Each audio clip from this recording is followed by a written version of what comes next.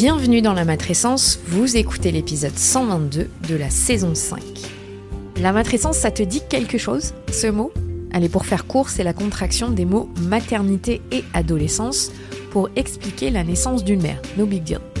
Depuis 4 ans maintenant, ce podcast s'intéresse aux bouleversements majeurs que peuvent vivre les femmes à leur entrée dans la parentalité.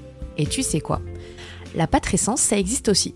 Donc ce podcast s'adresse à tous les parents, ou non d'ailleurs, qui veulent cheminer ensemble vers un monde meilleur et plus accueillant pour leur enfant. Oui, parce qu'ici, on parle aussi éducation, et j'assume complètement aborder des thèmes dits d'éducation bienveillante ou respectueuse. Tous les vendredis, je reçois des spécialistes passionnantes et passionnants pour t'expliquer ce nouveau monde dans lequel tu as mis les pieds. Et au fait, je suis qui moi ? Je suis Clémentine Sarlat. J'ai créé ce podcast à l'arrivée de ma première fille en 2017, le tsunami de ma vie. Et à la base, je suis journaliste dans le sport, à la télé, mais j'aime bien avoir 1000 casquettes, donc tu m'as peut-être déjà aperçu dans ta télé pour parler rugby ou tennis. J'ai 3 filles, assez rapprochées, et j'ai accouché 2 fois à la maison, et ça aussi, ça fait partie de qui je suis. Allez, bienvenue dans ce podcast, let's go. Ces derniers temps, je me suis retrouvée à faire des découvertes basiques sur la psychologie humaine qui ont éclairé ma vie personnelle mais aussi ma parentalité. Dans ce podcast, on avait déjà abordé la sécurité émotionnelle et donc le lien d'attachement, mais jamais en profondeur. La théorie de l'attachement est fondamentale lorsqu'il s'agit d'évoquer les relations entre êtres humains. En tout cas, c'est mon avis. Cette théorie, mise en lumière par John Bowlby, psychiatre anglais, dès les années 40, après la Seconde Guerre mondiale, explique l'importance de la figure d'attachement dans le bon développement de l'enfant. Le ou la caregiver, comme on dit en anglais, reste le repère sécure pour que l'enfant grandisse de la manière la plus sécurisante possible. Logique. Mais cette relation, qu'est-ce qu'elle veut dire à l'âge adulte ? Et si notre attachement n'est pas sécure, il est comment et comment est-ce qu'il se manifeste ? Toutes ces questions passionnantes amènent à des réponses qui expliquent en partie certains de nos comportements une fois adultes. Catherine Lapsy, c'est son pseudo sur les réseaux sociaux, nous livre une masterclass sur notre style d'attachement et son impact donc sur notre vie. Pour mieux comprendre cet épisode, je vous invite, si ce n'est pas déjà fait, à écouter l'épisode numéro 116 qui traite des petits et des grands traumas avec Noémie Benamou. Je vous souhaite une très bonne écoute.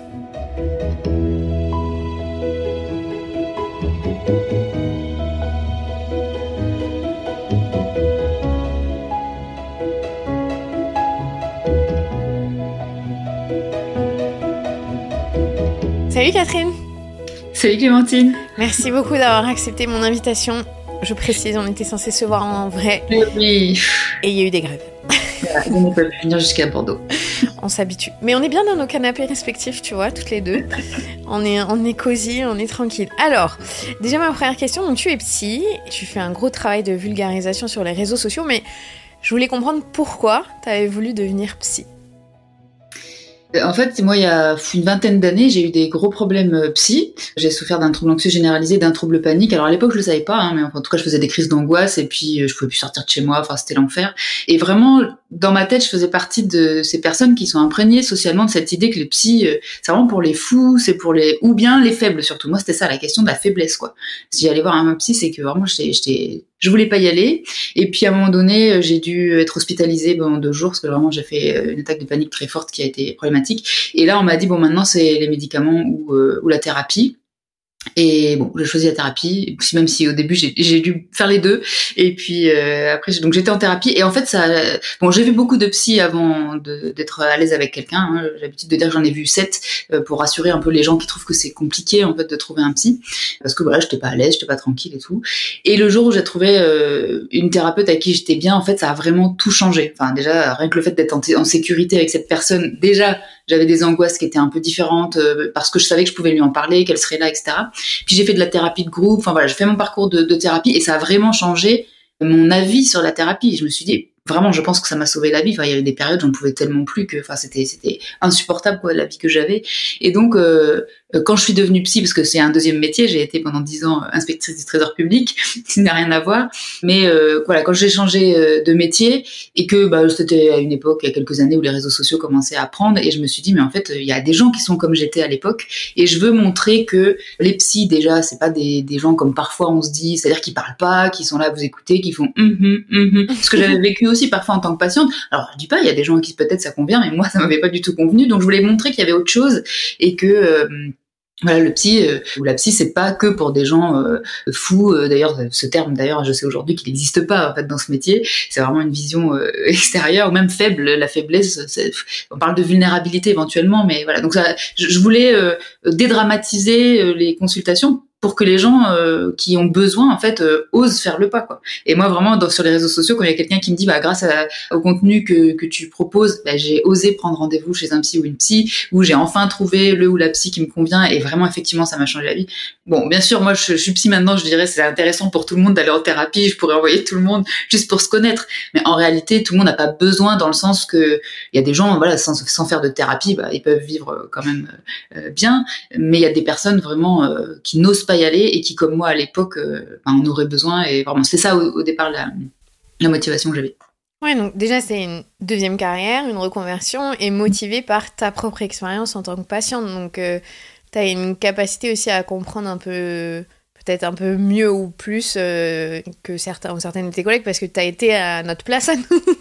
Après, je pense qu'il y a beaucoup de collègues, ce serait intéressant de faire peut-être un sondage, savoir pourquoi les gens sont devenus psy. Je pense qu'il y a beaucoup de collègues pour qui c'est le cas aussi. Voilà, peut-être, effectivement. Alors après, l'idée, c'est pas, moi, ma vie, c'est pas une étude scientifique, donc ce que j'ai vécu, c'est pas forcément ce que vivront les autres. Il y a des gens à qui ça convient, des approches qui, moi, m'ont pas du tout parlé. Pourquoi pas? Mais ouais, effectivement, moi, je parle à des gens qui, éventuellement, auraient besoin d'avoir une autre idée, et c'est aussi pour ça que dans mon bouquin, j'ai romancé en fait les séances de thérapie, pour que les gens puissent bien voir le type de choses qui peut se passer, et que ça donne une idée de comment ça peut être, quoi.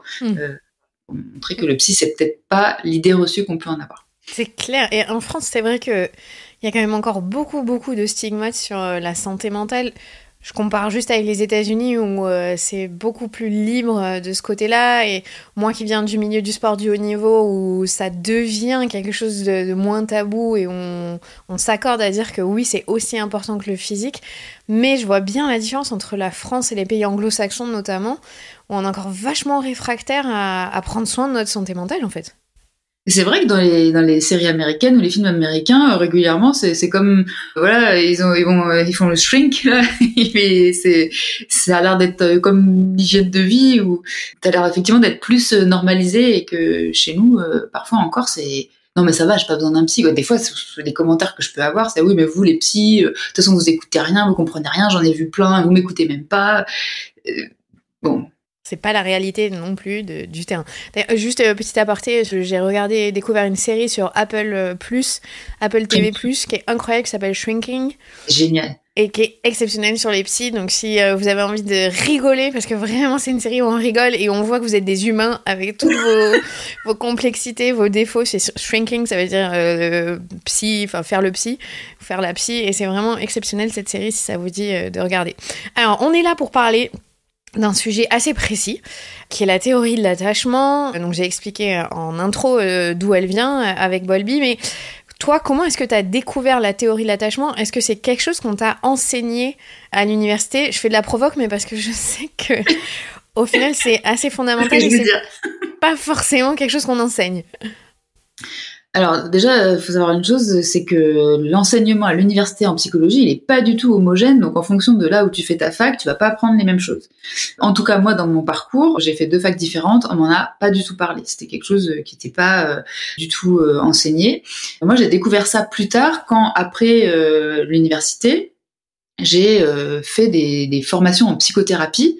Parce que ma formation en très gros, c'est que je me suis d'abord formée à la psychothérapie. Après, en 2012, il y a eu une loi qui a changé des choses, et donc je suis aussi allée à la fac, ce qui n'était pas prévu au départ. Et après la fac, là, j'ai repris d'autres formations en psychothérapie. Et là, notamment, j'ai commencé à me former en EMDR, parce que moi, en tant que patiente, voilà, ça m'avait beaucoup aidée. Et donc, je me suis dit, je vais me former à ce truc, c'est génial, quoi. Sauf que je connaissais un peu la technique EMDR, mais je connaissais pas la théorie EMDR. Et en fait, en rentrant là-dedans, voilà, l'attachement, c'est vraiment central, quoi. Déjà, il y a beaucoup de neurosciences avec, on explique comment ça fonctionne dans le cerveau quand on traite des traumatismes, quand on fait de la psychothérapie. On sait pas tout, on comprend pas tout, notamment comment fonctionne la mémoire, mais il y a quand même des éléments qu'on peut observer, etc. Et il y a pas mal de recherches. Et ça, déjà, la recherche, c'était un truc que moi, à l'université, j'avais pas forcément bien intégré il pouvait y en avoir. Et là, effectivement, on commence à parler d'attachement, quoi. C'est-à-dire de dire, en fonction de la manière dont on a appris à rentrer en relation, j'aime bien dire notre logiciel relationnel qui s'est construit dans notre cerveau pendant notre enfance, et ben en fait, ça impacte plein de choses pour la suite, parce que si ce logiciel, il est pas suffisamment sécurisant, si ce qu'on a construit dans le modèle relationnel est pas suffisamment sécurisant, ben en fait, il y a plein de choses que l'enfant va pas pouvoir faire, et donc son cerveau va pas pouvoir se développer de manière correctement ou adaptée. Et effectivement, on sait aujourd'hui que ça peut être prédictif d'un certain nombre de choses à l'âge adulte. Mais c'est pas l'université qui m'a appris ça. Ça me paraît toujours assez fou, là, pour le coup, ce terme, on peut l'utiliser pour dire que une des bases des relations humaines, et dans votre métier aussi, de comprendre ça, ce soit pas enseigné. Mais justement, on va avoir une mini masterclass pendant cette heure où on va discuter d'attachement, mais peut-être ça durera plus d'1 heure, vu tout ce qu'on a à dire. Est-ce que déjà, tu peux nous définir, toi, les 4 styles d'attachement dont on parle communément ? Alors, dans la théorie de l'attachement, effectivement, alors j'aime bien dire le petit logiciel parce que moi ça me paraît pédagogique si tu penses que c'est ok de le dire comme ça, mais effectivement c'est pas dans la théorie, hein, ça c'est mon terme à moi, mais c'est pour dire qu'en fait il y a des fonctions dans notre cerveau qui se construisent au fur et à mesure de notre du développement de notre cerveau. Et il faut savoir que le cerveau il se développe jusqu'à à peu près l'âge de 25 ans, donc il y a plein d'années pendant lesquelles tout ce qui se passe, ça crée des connexions cérébrales qui vont ensuite être déterminantes pour la suite. Si tout se passe bien, en fait on a ce qu'on appelle un attachement sécure. Ça veut dire que l'attachement, c'est pas à comprendre comme l'amour. C'est pas le fait d'aimer quelqu'un. C'est vraiment une dimension de sécurité. C'est dans la relation, je me sens ou pas en sécurité. Et donc, si tu es sécure, en fait, ton cerveau considère que voilà, le monde, il y a peut-être quelques petits dangers, etc. Mais du coup, il va bien détecter le danger. Ça veut dire qu'il va détecter le danger de manière adaptée. Et voilà, quand il est un peu stressé, il va se tourner vers ce qu'on appelle les figures d'attachement, c'est-à-dire les figures sécurisantes. Donc régulièrement c'est les parents, mais en tout cas ça va être ce qu'on appelle les caregivers, c'est ceux qui s'occupent de toi en fait. Ça peut ne pas être les parents. Et donc voilà, ton cerveau va pouvoir se développer. Pourquoi ? Parce que si tu es en sécurité, en tant que bébé, tu vas pouvoir commencer à marcher à 4 pattes, aller toucher des textures, mettre des trucs dans ta bouche, ouvrir des placards, ressentir des trucs, et tout ça, ça crée des connexions cérébrales. Et donc voilà, ton cerveau va se développer avec tout ça. Mais ça, c'est pas tout le temps. Et d'ailleurs, selon les études, en fonction des sociétés, d'ailleurs, il y a des sociétés qui favorisent plus ou moins un type d'attachement, de sécurité dans la relation. Donc voilà, en fonction des pays, on peut avoir un taux d'attachement sécure qui est plus ou moins important. Et puis, tu as 3 types d'attachement insécure. Parmi ces 3 types, il y en a 2 qui étaient donc déjà évoqués par Bowlby à l'époque, qui sont des stratégies. Ça veut dire, quand l'enfant ne se sent pas en sécurité, il va élaborer des stratégies pour pouvoir un petit peu gérer le stress que lui procure cette insécurité. C'est des catégories, mais bien sûr, à l'intérieur de ces catégories, il y a plein de façons différentes d'être insécure. Une des 2 catégories, donc c'est évitant. L'attachement insécure, évitant. Donc c'est finalement... en fonction de ce qui se passe dans la vie de l'enfant, il est assez stressé, notamment par les séparations et par potentiellement une absence, parce que je sais pas, les parents ils peuvent avoir plein de raisons de pas pouvoir être suffisamment présents, et donc il va y avoir une insécurité. À nouveau, cette insécurité, elle peut aller de, je sais pas moi, arbitrairement de 1 sur 10 à 10 sur 10, donc il peut y avoir un continuum en fait d'intensité d'insécurité. Et là, ces personnes-là, leur stratégie, ça va être de pas être trop proche des relations. D'ailleurs, régulièrement, parmi ces personnes, on trouve des gens qui sont plus à l'aise avec les animaux qu'avec les humains, par exemple, parce qu'ils ont l'impression que c'est plus fiable. Et donc, voilà, c'est des personnes qui vont être plus en retrait de la relation. Ça veut pas dire qu'ils savent pas rentrer en relation, mais ils ont toujours en tête à un moment donné qu'on va les laisser seuls ou qui vont, devoir se débrouiller tout seuls. Et donc, c'est ce qu'on appelle évitant. Et puis, à l'inverse, il peut y avoir des personnes dont la stratégie, ça va être de coller les autres. Donc, ils vont être très proches des autres tout le temps. D'ailleurs, ils ne supportent pas bien la solitude parce que c'est la stratégie qu'ils ont trouvée pour que on les abandonne pas. Notamment, c'est des personnes qui ont une angoisse d'abandon extrêmement forte. Et donc, c'est des personnes qui manifestent beaucoup plus d'émotions parce que il faut pas qu'on les oublie. Donc, il faut qu'on les voie, il faut qu'on les entende, etc., etc. Alors, ça peut paraître entre guillemets chiant. Hein, c'est ce qui peut se dire parfois. C'est des personnes qui sont pas faciles à vivre. Mais par contre, il faut avoir en tête, c'est pas du tout du caprice ou de la manipulation. En fait, hein, c'est pas conscient. Ils le font pas exprès. exprès, eux-mêmes ils souffrent beaucoup de cette situation et régulièrement on peut trouver de la dépendance affective. Bon, c'est en très gros tout ça, mais voilà, l'idée c'est pareil, c'est qu'on est sur un continuum. On peut être à une intensité on pourrait dire attachement préoccupé, parce que c'est des gens qui sont préoccupés par la relation, c'est pour ça que j'aime bien ce terme, mais sinon parfois on va trouver le terme de ambivalent. Et donc on peut être un peu en intensité, un peu insécurisé, donc les manifestations seront peu visibles, et puis on peut être dans une pathologie où là vraiment on va avoir un trouble de l'attachement avec une pathologie très très expressive, et voilà. Ça déjà, ces personnes-là, elles peuvent être insécurisées et peut-être beaucoup, mais elles ont une stratégie. Entre guillemets, elles ont réussi à trouver une stratégie. Et puis quelques années après l'instauration de cette théorie de l'attachement, et ben en fait on a découvert qu'il y avait aussi potentiellement un autre type d'attachement pour des enfants qui avaient vécu vraiment régulièrement des traumatismes, donc ils ont ils sont assez effrayés dans la relation, et eux ils n'ont pas réussi à trouver de stratégie. Et vraiment, ils n'ont pas réussi à trouver comment s'orienter pour être un peu moins stressés.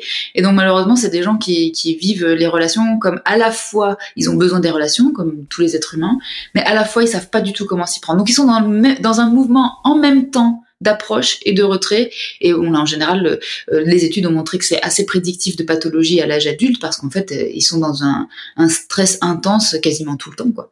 Même quand ils sont seuls ça va pas, quand ils sont avec les autres ça va pas, c'est très compliqué. Donc là c'est vrai que c'est des situations dans lesquelles régulièrement on retrouve le plus de pathologies, mais parce qu'il n'y a pas de stratégie en fait. Les autres ils ont quand même trouvé une stratégie, même si elle peut les faire souffrir, mais une stratégie, voilà, en très gros. Est-ce qu'on a une idée, tu parlais qu'il y a des cultures, des sociétés qui favorisent l'attachement sécure, parce que je pense que le but de tout parent qui écoute là, c'est de se dire est-ce que mon enfant va avoir un attachement sécure ? Est-ce qu'on a une idée sur la population mondiale de combien il y a de personnes dans le monde qui ont un attachement sécure ? Je pense à ça, mais j'imagine bien que les gens qui déclarent des guerres n'ont pas un attachement sécure, par exemple. Donc ça serait bien juste qu'il y ait plus de gens sécures dans le monde pour que le monde soit plus en paix. On peut imaginer ça. Après, il y a quelques statistiques qui existent. Voilà, moi, je sais pas, quand je les lis, j'ai toujours l'impression que c'est pas complètement adapté à ce que je vois. Après, moi, j'ai un biais de recrutement, évidemment, que moi, je vois la plupart des gens qui arrivent en thérapie. Enfin, s'il y a un attachement sécure, les adversités de la vie, notre cerveau, il arrive à les traiter. Puis surtout, les personnes, elles arrivent à aller demander de l'aide. Donc, effectivement, moi, j'ai quasiment que des patients insécures. Donc, je dirais, moi, j'ai pas les statistiques mondiales, en tout cas. J'ai juste vu que certaines recherches, voilà, pour le coup je saurais pas les reciter, mais que dans certains pays, il y a des recherches notamment en Allemagne, au Japon, où ils disent, il me semble qu'au Japon il y a plus d'évitants, de personnes qui sont évitantes, et en Allemagne il y aurait plus de personnes sécures. Enfin voilà, en fonction des. Alors ça suffit pas, évidemment, il faut que les normes sociales elles soient relayées par la famille. Ça dépend aussi comment la famille proche, donc c'est-à-dire les caregivers principaux, parce que ce que disait Bowlby, c'est qu'on pouvait avoir des caregivers principaux et puis d'autres. Alors c'est Cyril Nick aujourd'hui qui dit qu'on en aurait 6 ou 7 des caregivers, et puis il y en a qui sont principaux pour nous et d'autres sur lesquels on peut compter, mais il y en a pas tant que ça finalement. On n'aurait pas, tout le monde n'est pas un caregiver, et c'est-à-dire qu'on se sent pas en sécurité avec tout le monde quand voilà, il y a des choses compliquées. Après, mondialement, je saurais pas te dire. Il paraît qu'il y a quand même plus de personnes sécures. Mais évidemment, moi, avec ma vision de mon métier, j'ai l'impression qu'il y a plein de gens insécures. J'ai l'impression que moi aussi j'ai un biais de recrutement. J'ai pas l'impression qu'il y a plus de gens sécures dans les entourages. Et quand on commence, je trouve que c'est intéressant quand on commence à connaître vraiment la théorie de l'attachement, de regarder tout son entourage, se dire ah ouais, eux c'est ça, ah, elle est plus ça, lui. J'imagine même pas quand on est psy comment on suranalyse tous les gens après. Mais est-ce que tu peux nous expliquer en quoi c'est fondamental de connaître ça pour les relations humaines, que ce soit dans nos relations amoureuses, mais nos relations aussi avec nos parents, avec nos amis, en quoi c'est fondamental ? Moi, je te dirais que c'est fondamental parce que c'est le centre de ma pratique. Juste cet aparté que, en fonction des approches, il y a des gens qui vont me dire oui, il y a d'autres manières, il y a d'autres choses qui sont fondamentales. Mais effectivement, moi, je suis d'accord avec toi. Mais en fait, ce qui est hyper important, c'est que vraiment, il y a des études qui nous ont montré que les adversités qui se passent à l'âge où on construit ce petit logiciel d'attachement, en fait, elles vont être vraiment, alors déterminantes, je veux pas dire comme ça paraît déterministe, et ça l'est pas que, mais ça va vraiment être un facteur de risque pour déjà ta manière de rentrer en relation plus tard, évidemment du coup ta manière d'être en couple si tu veux être en couple, ta manière d'être dans ta vie sociale, mais ta manière aussi d'être avec tes enfants, parce que si tu as un attachement insécure, quand tu as un petit être qui est dépendant de toi, bah ça va activer ce logiciel, et si tu as des insécurités dans ce logiciel, bah ça peut être problématique, ça peut être difficile pour toi. Donc ça va déterminer ça, mais aussi ça va déterminer des choses en lien à toi-même, parce que si quand tu as des problèmes, tu ne sais pas aller demander de l'aide parce que tu es persuadé de toute façon que personne peut t'aider, ou au contraire, si tu peux jamais être seul, donc tu peux pas te ressourcer parce que t'es tellement angoissé par le fait d'être seul même quelques heures que du coup tu peux pas te ressourcer, prendre le temps de faire des choses pour toi, te demander quels sont tes besoins parce que t'as tellement peur que les autres te quittent que tu peux pas te demander quels sont tes besoins parce que la seule chose que tu sais faire c'est satisfaire ceux des autres pour être sûr qu'ils te quittent pas, ce qui en plus c'est pas forcément une bonne stratégie, mais en tout cas dans ton logiciel il peut y avoir cette idée là, donc ça va déterminer des tas de choses. Et puis, du coup, les pathologies peuvent venir après. Vraiment, il y a une grosse étude qui a été menée qui s'appelle l'étude ACE. Donc, c'est Adversity Childhood Experiences. Bon, voilà, avec un accent fantastique. Et qui montre vraiment, en fonction des différents types d'adversité qu'on a, comment 30 ans plus tard, en fait, statistiquement, il y a des pathologies importantes telles que les addictions, telles que des troubles anxieux, enfin voilà, tout un tas de choses. Donc c'est vraiment hyper important à mon sens, et surtout si on peut travailler sur l'attachement en thérapie, si on peut modifier le logiciel, parce que c'est notre idée, c'est que on pense, alors, on a des recherches là-dessus, on commence à dire que il est modifiable ce logiciel. Les personnes qui disent on peut pas complètement le modifier, mais on peut diminuer son intensité et donc ça suffit à traiter les troubles. Et puis il y a d'autres personnes qui disent si on peut trouver comment avoir une relation suffisamment sécure pendant 3 ans, alors on pourrait carrément changer le logiciel d'attachement. Et dans ce cas-là, effectivement, il y a plein de choses qui peuvent être modifiées dans notre psychologie. Moi, je voudrais en parler avec toi après de ça, parce que je sais que ça passe par le reparentage. Et on parle très peu du reparentage en France. En anglais, c'est un terme, on dit le reparenting. Et j'avoue, je le fais en thérapie, donc je vois à quel point c'est incroyable. Donc on en parlera après pour ça. Est-ce que tu peux me dire ce lien d'attachement, il se fait dans c'est quelles fenêtres de temps chez les enfants? Juste parce que je sais que c'est des parents qui écoutent. Par rapport à nos enfants, c'est dans les 6 premières années, les 3 premières années, les 10, on sait à peu près? Alors, je veux juste préciser avant de dire ce que je vais dire que la plasticité cérébrale, c'est-à-dire la capacité de notre cerveau à connecter des neurones entre eux, échanger ces connexions, c'est possible toute la vie.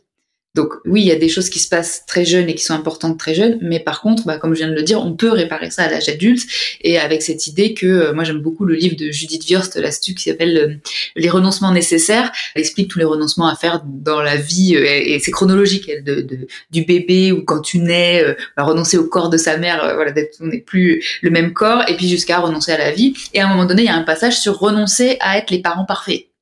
Donc juste l'idée que on fait ce qu'on peut. En fait, la plupart des parents font quand même ce qu'ils peuvent et c'est très bien. Et même si plus tard les enfants vont chez le psy, ils ont pas tous, ils en prennent déjà tous pour 10 ans. Et puis c'est peut-être pas si grave. Et puis il y a des choses qui peuvent changer, etc. Donc voilà, juste de rassurer aussi. On fait ce qu'on peut, c'est déjà très bien, quoi. Après, en fonction des théories, il n'y a pas de preuve absolue là-dessus, mais on dit effectivement généralement que avant 6 ans, comme c'est une période de construction particulière du cerveau.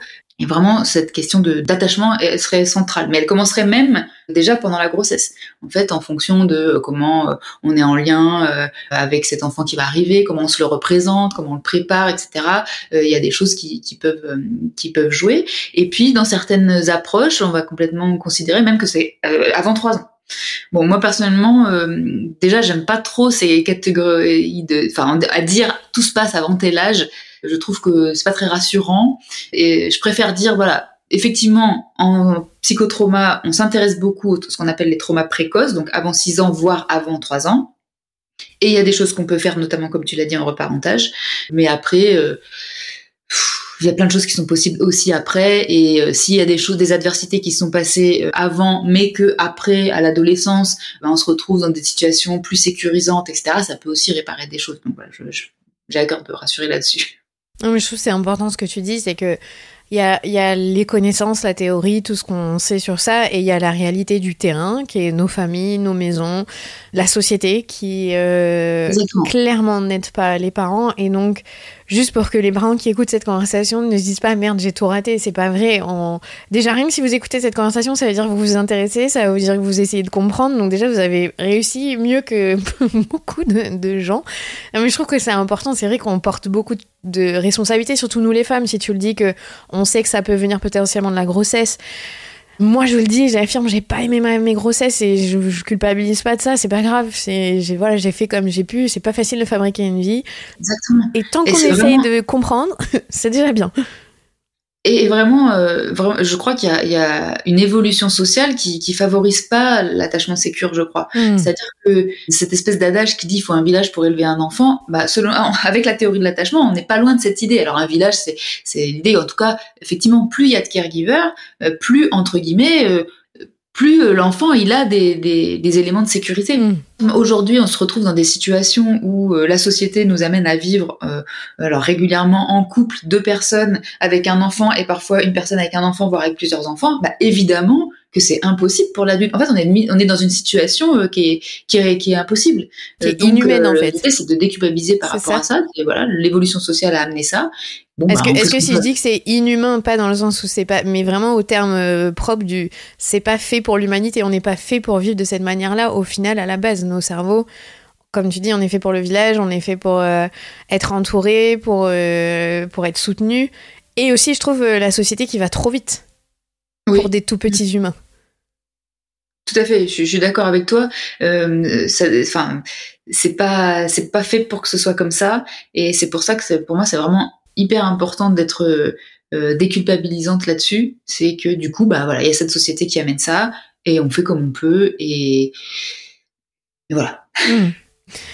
Non mais c'est important. Alors si on reprend juste sur les adultes sécures qui seraient majoritaires dans ce monde, mais moi je les cherche, est-ce que ces gens-là, on peut dire qu'ils entrent dans des relations amicales ou de couple ou en société en tout cas de manière saine et ils traversent leur vie sans grosses problématiques ou en tout cas comme tu dis, les adversités ils les passent ou non, ça ne veut pas forcément dire ça? Après, tout est possible, hein, ça dépend de ce qui se passe dans la vie de ces personnes. Ils peuvent avoir un attachement sécure, et si après tu te tapes, je sais pas moi, plein de traumatismes climatiques, et puis après tu perds des personnes dans ta vie, enfin si t'as plein de traumatismes, au bout d'un moment ton cerveau il va aussi saturer sur le traitement du trauma. Mais d'une manière générale, alors moi j'utilise pas relation saine, parce que justement dans cette optique de déculpabilisation, j'ai toujours peur que les gens se disent je suis toxique ou l'autre est toxique, et on l'est tous. Oui, en fait, c'est la relation qui va être toxique dans la plupart des cas. Donc, je dirais plutôt, ils entrent dans des relations sereines. Ok. Dans le sens où, ça veut pas dire qu'il se pose pas de questions, hein. Je veux dire, quelqu'un qui est sécure, ça veut pas dire qu'il a jamais peur ou qu'il stresse jamais. Le stress, ça fait partie de notre système nerveux. La peur fait partie de notre système nerveux. C'est juste que ça va pas être déstructurant pour leur fonctionnement, quoi. Et donc, ils vont rencontrer quelqu'un, peut-être ils sont un peu stressés parce que l'inconnu, ça peut faire peur, éventuellement, mais ils vont pas être dans un stress extrêmement intense. C'est ce qu'on appelle la fenêtre de tolérance, nous, en psychotraumatologie. C'est vraiment, t'as comme une fenêtre d'intensité maximum que tu peux tolérer de stress, et au-delà de ça, t'es pas loin d'être en train de te traumatiser parce qu'en fait t'es surstressé et donc t'es dans quelque chose qui peut se rapprocher d'un trouble ou en tout cas d'un stress trop intense. Eux, ils ont une assez grande fenêtre de tolérance, donc ils peuvent supporter le stress. Le cerveau s'est suffisamment bien développé pour que même quand ils sont stressés, ils sont en sécurité parce que ils vont savoir, voilà, si ça les stresse trop, peut-être ils vont se mettre en retrait. S'ils voient une personne qui est peut-être agressive, ils vont se mettre en retrait, ou ils vont pas se remettre en question surtout, etc. Donc ça va être assez serein, même s'il peut y avoir un peu de stress. Et donc dans leur relation, ils vont savoir régler les problèmes, ils vont savoir demander de l'aide quand ils en ont besoin, ils vont savoir se retirer quand ils sont fatigués, qu'ils ont besoin de satisfaire leurs besoins, et ce sera globalement, tu peux avoir une oscillation au niveau émotionnel, bien sûr, mais elle va rester sous le seuil des extrêmes. Il n'y aura pas d'extrêmes dans leur façon de gérer leur vie émotionnelle. Et dans la parentalité, ça veut dire que ces gens-là sont moins... ces personnes-là sont moins déclenchées par les attitudes de leurs enfants. Ça vient moins renvoyer de choses, de leur enfant intérieur ou pas, mais elles gèrent plus sereinement la parentalité. Tout à fait, ça veut dire que quand elles sont très fatiguées, de manière normale, ça va créer du stress, et ça c'est normal aussi, mais par contre ça va pas dépasser le seuil qui fait qu'à ce moment-là le cerveau arrive plus à fonctionner correctement. Pareil, ils vont pouvoir supporter les émotions de leurs enfants, parce que quand on a vécu beaucoup de traumatisme, et du coup à l'âge enfant, et qu'on a du coup un attachement insécure, la fenêtre de tolérance donc est plus petite, et quand on est très fatigué, ou bien quand l'enfant exprime beaucoup d'émotions, ou certains types d'émotions, il y a des émotions qu'on peut plus ou moins supporter, c'est pas pareil selon les parents. Voilà, ça va être déclenchant, et effectivement à ce moment-là, ça va devenir beaucoup plus compliqué d'être serein ou sereine dans la relation à l'enfant. Quand il y a l'insécurité, parce que la fenêtre de tolérance, le seuil est plus bas. Donc il y a plein de choses qu'on pourra moins tolérer, effectivement. Donc là, tout l'intérêt d'aller en thérapie, de faire du reparentage dont on parlera après, pour justement arriver à gérer mieux avec nos enfants, pour moins... Non mais vraiment, moi je suis la preuve vivante, c'est le jour et la nuit d'avoir fait ça, mais on en reparlera après. Est-ce que dans les relations amoureuses de couple ou même amicales, pourquoi est-ce que les anxieux et les évitants, ils se retrouvent souvent entre eux, alors qu'on a l'impression que c'est à l'opposé du spectre et ils auraient rien à faire ensemble? Alors, je pense que déjà, deux préoccupés ensemble, c'est assez compliqué parce que c'est extrêmement explosif. Il y a des émotions très manifestées, très fort, très souvent. Donc déjà, ça, c'est explosif. Mais régulièrement, c'est aussi parce que dans le logiciel qu'on a construit, on a été préoccupé aussi parce que on avait des personnes autour de nous qui étaient évitantes. Ah, on aurait été élevé par des gens évitants, en fait. Alors, c'est pas forcément qu'ils ont été évitants, mais leur comportement, effectivement, peut amener à ça. Alors après, c'est un peu, pour aller plus en détail, régulièrement, les personnes qui développent un attachement préoccupé ou ambivalent, ce sont des personnes qui ont eu des parents ambivalents, justement, qui étaient, une fois, ils pouvaient être proches, mais proches parfois envahissants. Et après, ils pouvaient, on pourrait dire chaud et froid. Alors, je voudrais pas dire souffler chaud et froid, parce que là, justement, ce serait comme si c'était conscient. Et quelqu'un qui fait ça, il ne le fait pas consciemment, il fait ce qu'il peut aussi, avec sa propre adversité de sa propre histoire. Mais ça va être des parents, voilà, qui sont à la fois envahissants et à la fois de temps en temps, non, mais ils sont pas disponibles. Et donc, les besoins de l'enfant, ils passent pas en premier. Ce sont souvent les besoins du parent qui passent en premier. Et donc, l'enfant, il a peur qu'on l'oublie, il a peur qu'on l'abandonne, mais il sait pas quand est-ce que ça peut arriver ou pas. Mais dans son petit logiciel, il a cette idée que tout à coup, on peut le laisser tomber. Et à l'âge adulte, on pourrait dire, oui, mais voilà, si quelqu'un, pendant quelques heures, ne nous parle pas ou ne nous répond pas à un message, par exemple, c'est pas grave. Mais ça, déjà, il faut un cerveau adulte. Pour un cerveau d'enfant qui n'est pas très développé, quelques heures, ça peut être immense. Ça peut être énorme. Et donc, ça peut créer une sorte de traumatisme. Dire, pendant toutes ces heures, je suis abandonnée. Et donc, on va commencer à créer cette crainte de l'abandon. Et donc, dans le petit logiciel, il y a des personnes qui sont absentes. Parfois, dans certaines approches, on va dire, il y a une espèce de ce qu'on appelle la compulsion de répétition. On essaye d'aller résoudre ce qui n'a pas été résolu enfant. Moi, c'est pas ma manière de voir les choses. Je vois pas pourquoi le cerveau ferait ça, pourquoi il voudrait résoudre ça. Mais par contre, je vois bien pourquoi, si tu as construit un logiciel comme ça, c'est-à-dire que dans la vie, eh ben, je dois ne pas me faire oublier parce que les gens, ils sont parfois absents et ils se retirent de ma vie. Si tu as ce logiciel qui se met en place, donc avec ces croyances-là, bah, il va juste s'appliquer. Si tu as un logiciel, mon conjoint, il fait du code informatique. Quand il code un logiciel, enfin, quand il code une appli ou un truc sur un site, bah, après, ça se met en œuvre, quoi. C'est le logiciel qui se met en œuvre. Donc, je dirais, c'est pour ça qu'après, tu vas chercher des gens qui vont dans ton logiciel, parce que pour toi, c'est ça la normalité. Hein, parce que pour nous, en tant qu'adultes, on peut dire, surtout quand on a fait de la thérapie, on peut dire ah oui, mais ce que j'ai vécu, soit c'était pas normal, soit en tout cas à côté c'était différent, ou les gens que je connais, ils ont vécu des choses différemment. Mais un enfant, il a aucune raison de pouvoir se dire ça. Lui, ce qu'il vit, c'est sa normalité. Pour lui, il pense que c'est comme ça partout. Donc si ce qu'il construit, c'est bah voilà, les relations. Ok, mon cerveau a compris. Les relations, c'est qu'il faut jamais se faire oublier parce que les gens peuvent être distants. Bah dans la vie, il va chercher des personnes distantes parce que c'était ça sa normalité. Ok, et à l'inverse, c'est vrai, les personnes distantes auraient été élevées par des gens anxieux ou enfin préoccupés qui avaient besoin, qui étouffaient l'enfance. Et comment ça se passe par rapport à ça? Alors pour les évitants, en général, dans les études qui relatent ça, disent plutôt ils ont été élevés par des parents qui étaient distants tout le temps. Soit parce qu'ils travaillaient beaucoup, par exemple, et qu'ils n'avaient pas assez de disponibilité, soit parce que eux-mêmes ils avaient leur traumatisme et ils avaient du mal à être présents, soit parce que eux-mêmes ils ont été envahis et donc ils ont à cœur que leur enfant soit autonome, mais ils se rendent pas compte qu'en fait ils donnent de l'autonomie trop rapidement, enfin des choses comme ça, donc ils sont absents.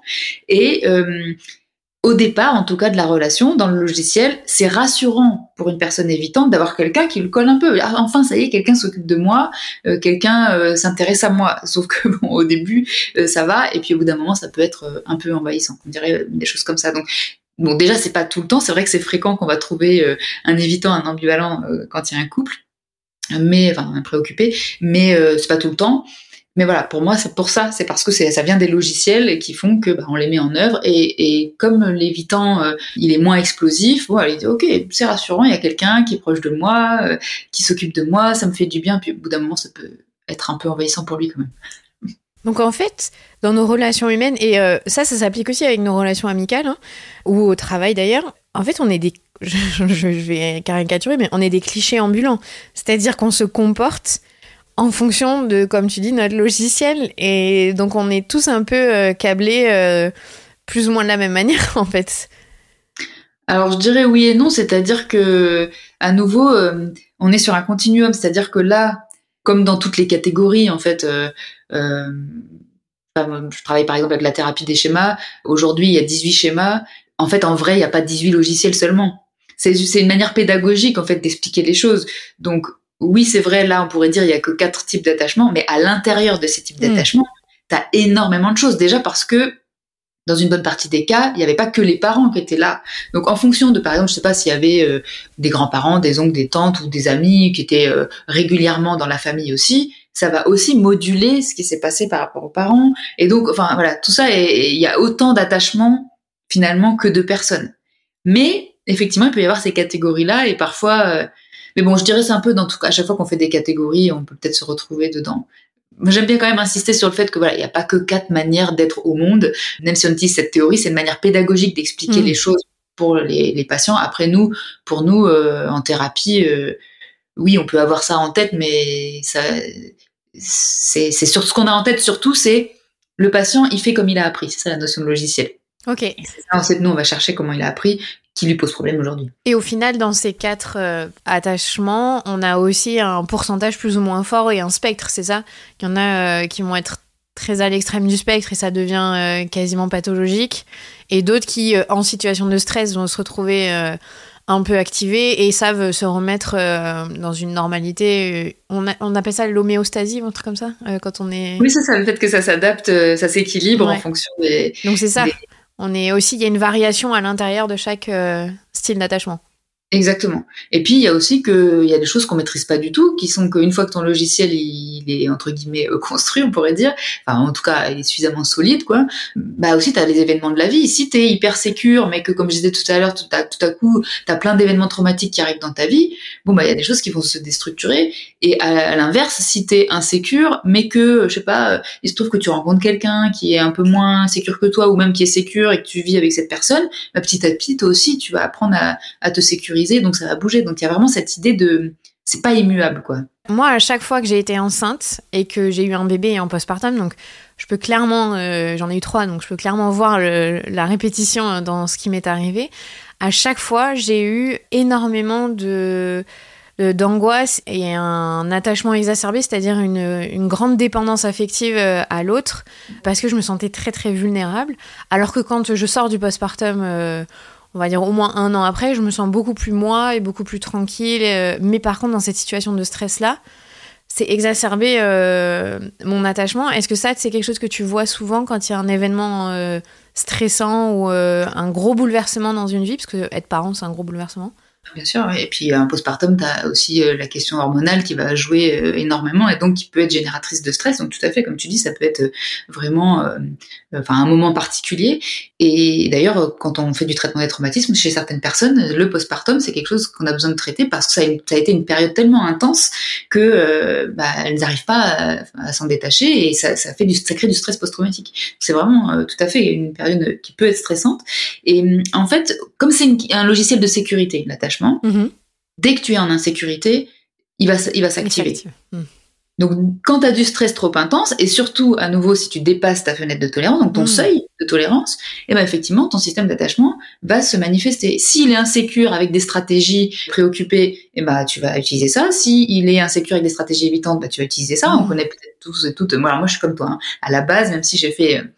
j'ose pas toujours dire combien d'années de thérapie. J'ai fait beaucoup d'années de thérapie. Rassurez-vous, tout le monde n'est pas obligé de faire comme moi, mais moi aussi, j'avais un attachement préoccupé. Et en période de stress, du coup, tu vas coller les autres et tu vas être j'étais hyper démonstrative émotionnellement parce que si j'envoyais un message et qu'on me répondait pas dans les 2 heures, moi, ça y est, c'était l'angoisse totale. Alors que, de manière adaptée, c'est pas adapté, en fait, de manière adaptée à des adultes, quelqu'un qui te répond pas pendant 2 heures. Puis d'abord, si tu veux qu'on te réponde plus tôt, appelle, quoi, ne passe pas un SMS. Enfin, je veux dire, effectivement, dès que tu dépasses ton seuil, ton logiciel va se mettre en place. Si t'es sécurisé, et du coup, ton logiciel, ça va être de demander de l'aide à des personnes, ou bien si tu as besoin d'être seul, tu vas passer un week-end seul, tu vas dire à tout le monde j'en parle pas. Mais voilà, on connaît toutes des gens, je pense, qui eux quand ils sont stressés, par contre ils se retirent du monde, quoi. Et tu te rends compte 3 semaines plus tard qu'ils vont pas bien et toi t'avais pas de nouvelles, tu te dis mais pourquoi tu me l'as pas dit? Ouais, mais parce que justement je vais pas bien. Ça c'est typiquement évitant, je vais pas bien donc je reste seule pour pas déranger les autres, parce que voilà, il y a cette crainte que de toute façon on va pas pouvoir m'aider, etc. Donc il y a vraiment ce logiciel qui s'active dès que tu es en insécurité. Donc effectivement, dès que tu as une période de stress hyper intense, ça va se manifester. Oui, et puis le postpartum, c'est fatigue intense. Donc effectivement, ton système nerveux, il est mis à rude épreuve. Et en fait, je trouve ça intéressant, cette théorie de l'attachement à la lumière de la matrescence. Donc la matrescence, c'est ce changement d'identité, parce que tu es vraiment dans cette période de vie où tu te poses la question, mais je suis qui maintenant? Et je trouve que quand on le met à la lumière de l'attachement, qui est exacerbé à ce moment-là, ça te perturbe encore plus, parce que tu te reconnais pas quelque part. Moi, personnellement, qui suis hyper indépendante, en postpartum, je suis hyper dépendante. Alors que je suis très capable de faire ma vie en dehors, mais en postpartum, c'est marrant comment ça devient une question de vie ou de mort quasiment. Et comme tu dis, c'est complètement inintentionnel. Enfin, on le fait pas exprès d'être, on s'en rend pas compte, mais ça vient générer des choses en soi qui sont fortes en fait. C'est très fréquent que le premier enfant soit le déclencheur de début de thérapie. J'ai plein de patientes qui viennent juste après leur premier enfant parce que effectivement ça vient activer ton système d'attachement d'une manière particulière. Tout à coup t'as quand même déjà t'as une fatigue intense, faut t'occuper de quelqu'un tout le temps, et puis t'as un être qui est dépendant de toi. Et pour certaines personnes ça peut faire activer le système, ça active l'insécurité. Et puis voilà, comme tu dis, il y a la fatigue, il y a aussi certaines personnes qui sont très sensibles au bruit, alors à ce moment-là, ça va être un défi aussi. Et effectivement, c'est fréquent que le premier enfant, ça peut être déclencheur de la thérapie. Alors, si on va concrètement, qu'est-ce qu'on peut faire pour aller mieux quand on a un attachement distant classique? Qu'est-ce qu'on met en place pour retrouver l'intimité, pas être effrayé de l'intimité, pour pas être effrayé de la relation et pas se retirer du monde quand on va pas bien? Qu'est-ce qu'on peut mettre en place En thérapie, tu veux dire Oui, en thérapie, mais de manière générale, qu'est-ce qui est efficace? Alors, ça va vraiment dépendre de comment ça se manifeste aussi dans la vie de tous les jours, de l'intensité et de combien la personne elle souffre. Et ça va dépendre des approches de thérapie qui sont utilisées. Okay. Moi, dans les approches que j'utilise, on va plutôt essayer d'identifier certains traumatismes qui auraient pu se passer dans la construction de ce logiciel, et donc on va utiliser le passé. C'est-à-dire que parfois il y a des patients qui me demandent mais à quoi ça sert d'aller dans le passé, parler du passé de nos parents en thérapie? Moi, c'est aujourd'hui que j'ai le problème. C'est pour les raisons qu'on a évoquées depuis tout à l'heure, c'est qu'en fait ces logiciels-là d'attachement relationnel, ils sont un peu déterminants pour la suite. Alors il y a des systèmes de thérapie qui vont te dire oui, mais ça sert à rien de retourner dans le passé, on peut utiliser comment ça se manifeste aujourd'hui, et c'est vrai, on peut le faire éventuellement. Moi, c'est pas des études que j'ai vues, mais moi, je trouve que de manière empirique, avec l'expérience que je vois et celle de mes collègues, c'est moins rapide.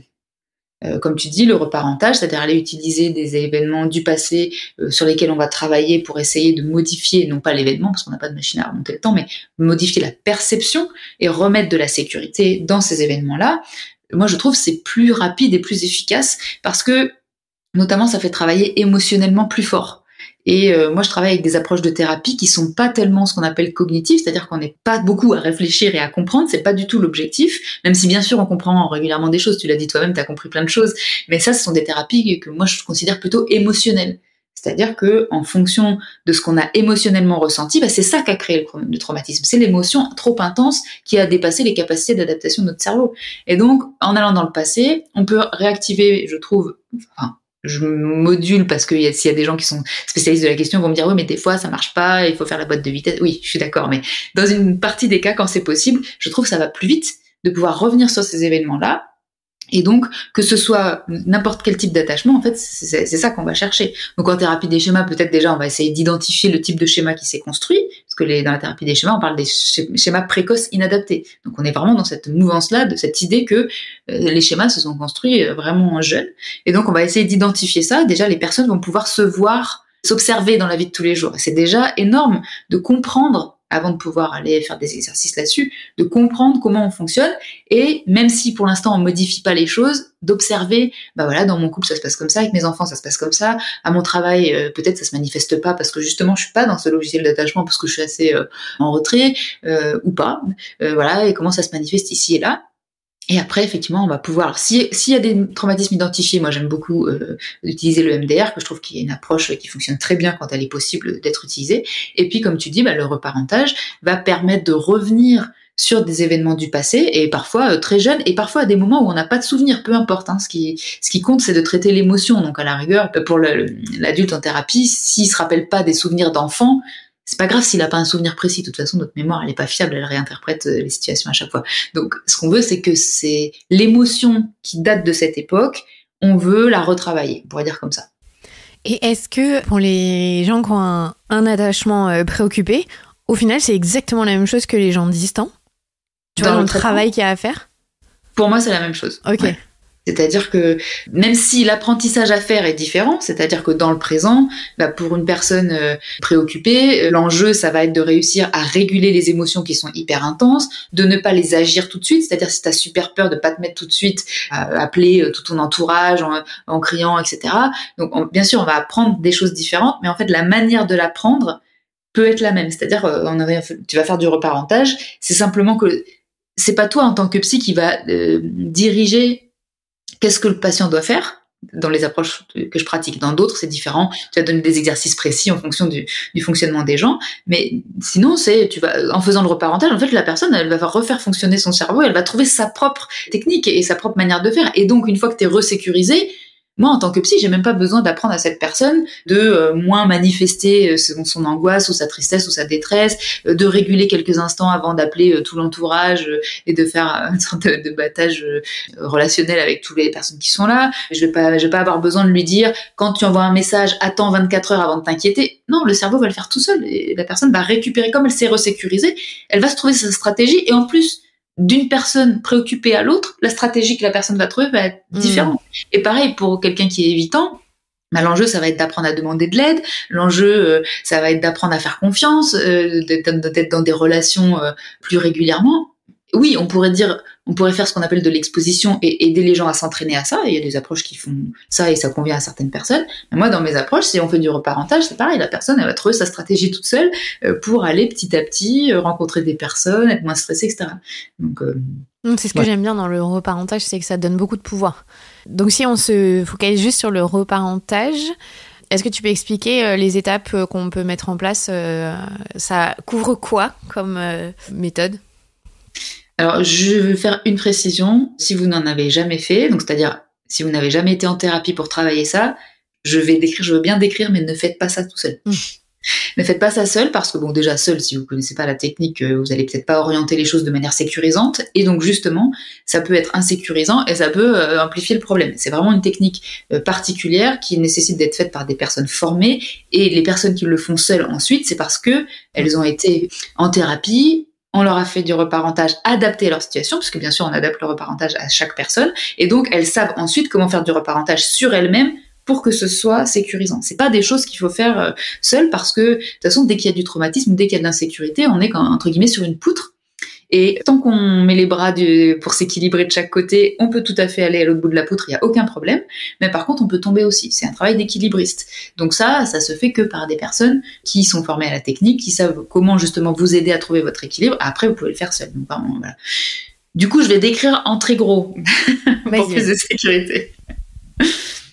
En très gros, on va identifier des situations du passé dont on estime ensemble, parce que c'est pas que le psy qui sait, le psy il a une connaissance théorique, mais c'est toujours le patient ou la patiente qui sait mieux ce qu'il ressent, ce qu'il vit, ce qu'il a vécu, etc. Donc ensemble, on va prendre un certain temps, ça peut prendre plusieurs séances, pour identifier des événements de l'histoire où on estime que ça a marqué des insécurités fortes qui potentiellement sont encore actives aujourd'hui. Et on va faire un travail qui peut paraître un peu étrange. Effectivement, comme tu l'as dit, chez les anglo-saxons, c'est des choses qu'ils ont beaucoup plus habituelles, ils ont plus l'habitude de ça. Et donc, en France, on fait beaucoup de ce qu'on appelle psychoéducation, c'est-à-dire éduquer, mais surtout informer et expliquer ce qu'on va faire, parce que vu l'image du psy qu'on a, ça, c'est des exercices qui paraissent très très bizarres. Mais à chaque fois, comme tu l'as dit aussi, la plupart du temps, les patients, ils trouvent que c'est hyper aidant, quoi. Et donc, on va faire un travail d'imagination. On va imaginer l'enfant de l'époque. Et puis, on va lui amener des éléments de réassurance. Donc, ça peut être des éléments... je sais pas, des peluches qui sont là, ou ça peut être des animaux qu'ils ont aimés, ça peut être d'autres adultes, et ça peut être aussi, quand c'est possible, nous, enfin, le patient en tant qu'adulte qui va revenir dans la scène et qui va prendre en charge l'enfant qui a été insécurisé à l'époque parce que les parents ou les personnes qui s'en occupaient n'ont pas réussi, n'ont pas pu pour X raisons, peut-être elles étaient traumatisées elles-mêmes, etc., etc. Et donc, on va changer la scène. Alors l'idée, bien sûr, on n'a pas de machine à remonter dans le temps, donc c'est pas de se dire que on change cette scène-là, on change la perception. Et donc, on crée, on oriente la plasticité cérébrale, c'est-à-dire on crée des modifications des connexions neuronales pour que finalement les réflexes changent. Au lieu que peut-être l'enfant à l'époque, il a commencé à créer cette idée que je peux faire confiance à personne, imaginons. Ce qu'on veut, c'est que petit à petit, avec ce type de travail, alors souvent on a besoin de faire plusieurs reparentages, hein, c'est pas en une séance. Parfois, cela dit, oui, ça peut, mais régulièrement, il faut en faire quand même plusieurs. On va quand même changer ces connexions neuronales qui vont de si il se passe cette adversité-là et que il y a quand même des gens ici, je ne peux pas compter sur eux parce qu'à l'époque ça s'est passé comme ça à plusieurs reprises. On veut changer la perception pour dire ok, mais aujourd'hui c'est différent. Je peux compter sur certaines personnes, je peux les identifier, je sais qui. Oui, il y a des gens sur qui je peux pas compter, mais il y en a sur qui je peux compter, etc., etc. Donc en fait, on veut modifier les choses. Après, pourquoi on fait ça avec visualiser l'enfant ? C'est une modélisation, c'est-à-dire que si on disait au patient, alors maintenant, mobilisez votre connexion cérébrale en haut à gauche au niveau du lobe temporal pour pouvoir la modifier, je pense que ça marcherait pas. Non, tu nous as perdu. Alors que si tu dis à ton patient, imaginez-vous enfant à ce moment-là, dans cette situation, et tu fais ce qu'il faut pour que ça puisse s'activer, là, c'est possible. Bien sûr que si on fait une IRM, il n'y a pas un enfant à l'intérieur de la tête du patient. Mais c'est une manière d'arriver justement à cette modification. Moi, j'ai déjà fait des super méditations aussi sur le reparentage. Enfin, elles sont en anglais, hein, c'est évidemment les Américains sont bons à ça, mais c'est très efficace aussi parce qu'on est un peu dans un état second. On arrive à se lâcher quand, comme tu dis, moi je l'avais fait aussi en thérapie, donc j'étais capable d'aller le faire. C'est hyper émouvant en fait, hein, quand même, de faire ça. De parler à soi-même. Souvent, comme tu dis, c'est hyper intense émotionnellement et c'est pour ça que vraiment. Moi, je suis toujours un peu frileuse d'expliquer tout ça en détail parce que, après, ça va aussi un petit côté, les gens, ils savent ce qu'ils ont à faire et voilà, chacun est responsable. Donc, c'est pas à moi non plus de protéger tout le monde de tout. Mais ça, c'est ton attachement préoccupé, non? Faire en sorte que tout le monde aille bien. Exactement.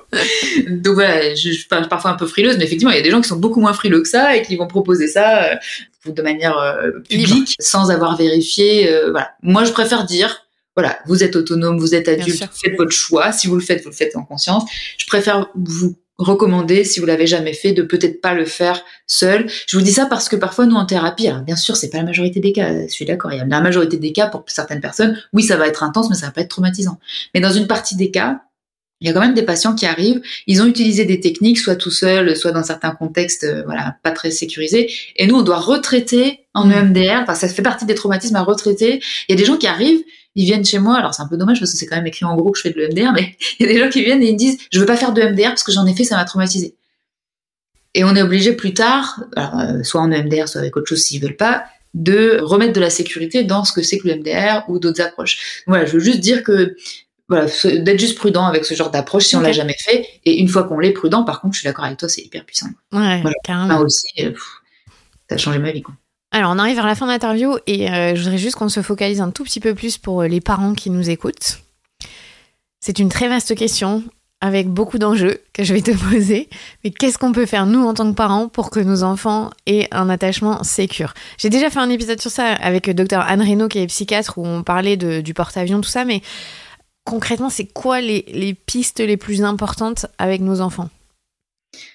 La première chose, c'est que si ça devient souffrant, la parentalité, de vraiment pas rester seul et de se faire aider. Alors là, ceux qui ont un attachement évitant vont dire oui, mais non, mais vraiment, il n'y a pas de hiérarchie dans la souffrance. Il y a pas de, enfin en tout cas chez le psy, les normes sociales sont normalement à l'extérieur du cabinet du psy. Il n'y a pas de jugement sur oui, mais il y a des femmes et des hommes, ou des personnes qui souffrent pas, voilà, ils ont leur enfant, ils sont très heureux, etc., comme dans les films. Et moi, je devrais aussi. Peu importe ce qu'on devrait pas. De toute façon, notre cerveau, il fait ce qu'il peut. Donc, si on souffre, quoi. Donc, la première chose pour moi, c'est si ça devient difficile d'être parent, n'hésitez pas à vous faire aider pour pouvoir trouver qu'est-ce qui est problématique. Voilà. Et puis, comme tu dis, c'est une problématique identitaire de devenir parent. Tout à coup, on n'est plus la même personne. Et donc, ça peut être aussi, ça peut suffire pour se sentir déstabilisé. Donc déjà, ça c'est la première chose. Ensuite, si on suit ce qui, dans la théorie de l'attachement, a été identifié comme vraiment sécurisant pour l'enfant, ça va être de pouvoir supporter les émotions qu'ils ont, nommer, mettre des mots dessus. Il y a vraiment des études qui montrent que plus on sait nommer nos émotions, plus elles sont faciles à réguler. Donc, du coup, bien sûr, quand l'enfant est tout petit, il va pas comprendre le terme, mais à force d'entendre, petit à petit, voilà, il va pouvoir lui-même nommer ses propres émotions, et donc elles vont pas forcément lui faire peur. Ça peut être aussi montrer des stratégies. Voilà, quand tu as telle émotion, tu peux faire comme ci ou comme ça. Montrer aussi que soi-même on peut être vulnérable et ensuite vivre ça bien, entre guillemets. C'est pas parce qu'on est vulnérable, qu'on est hyper en colère que ça va rester, qu'on est hyper triste que ça va rester, et que les émotions sont normales. Quand l'enfant, surtout quand il est tout petit, qui va commencer à explorer le monde, justement pour que les connexions cérébrales se fassent, va être de montrer qu'on est là, qu'on est présent. Mais déjà, quand je suis en train de dire ça, on voit l'ampleur du truc, quoi. Donc, je veux rappeler ce que j'ai dit tout à l'heure, c'est on fait comme on peut. Et il y a aussi, à un moment donné, on est dans une réalité où aujourd'hui, la société nous dit qu'il faut être à la fois parent, avoir une carrière, être un bon amant, une bonne maîtresse, être un bon ami, une bonne amie. Bon, voilà, ok, on fait ce qu'on peut. Et puis, des fois, on peut pas, et c'est ok aussi, quoi. Et est-ce que s'excuser auprès de nos enfants, parce qu'on crie tous, on a tous des moments où on pète les plombs, où la fenêtre de tolérance est beaucoup trop courte, justement, je pense. Est-ce que s'excuser, c'est aussi modéliser un attachement serein pour eux ? Ça peut leur montrer déjà que leur perception, comme quoi c'était pas juste peut-être ce qui s'est passé, elle est validée. Quand on s'excuse, on est en train de dire à l'enfant ce que tu as ressenti, si t'as trouvé que c'était injuste ou si tu t'es mis en colère, c'était juste. Parce que parfois, il y a des enfants qui vont dire « Ah oui, mais oui, c'est pas, tu m'as crié dessus. Non, je t'ai pas crié, mais c'est pas vrai. » Si, on peut dire voilà, je suis désolée, j'aurais pas dû faire comme ça, mais par contre, voilà pourquoi je l'ai fait, et la prochaine fois, j'essaierai de faire autrement. Ça peut être effectivement sécurisant, la validation de l'émotion. De pouvoir dire à l'enfant oui, ce que tu as ressenti, c'est juste, ou bien montrer aussi qu'on est vulnérable, quoi, en tant qu'adulte, et que c'est pas grave, entre guillemets, quoi. C'est-à-dire, oui, on se trompe, ou des fois on dépasse, on n'est pas parfait, et moi je trouve que c'est très modélisant pour l'enfant. On est en train de lui dire, t'as le droit de pas être parfait ou parfaite, quoi. C'est génial. Ah, carrément, non, mais carrément. Après, c'est toujours l'équilibre à pas tout le temps péter les plombs et se dire oui, mais je me suis excusée, donc ça va.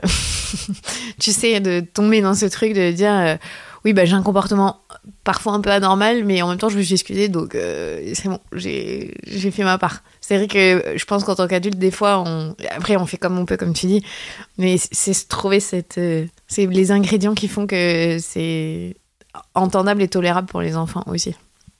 C'est pour ça que moi, j'aime bien enlever le terme de normal et d'anormal, dans le sens où, à la rigueur, je suis quasiment sûre que chez tous les parents qui arriveraient pas à le faire moins souvent, c'est normal en fonction de leur logiciel, tu vois. Je dirais plutôt c'est adapté ou pas adapté. Oui, c'est très sécurisant pour l'enfant, on pourrait dire ça.